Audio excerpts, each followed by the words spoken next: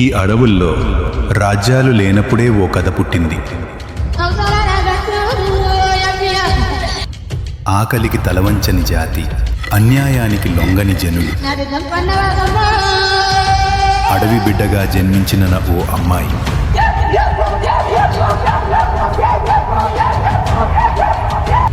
కాలంతో పాటు దేవతగా మారబోయే శక్తి. రాజుల పాలన వచ్చిందా, పన్నుల భారం పడిందా, తల్లిగా మారింది సమ్మక్క. ఆమె బలానికి తోడైంది సారలమ్మ. ఇది కథ కాదు, ఇది హెచ్చరిక. ఈ నేల మీద రాజ్యం కావాలంటే సరే, కానీ ఆత్మల మీద కాదు.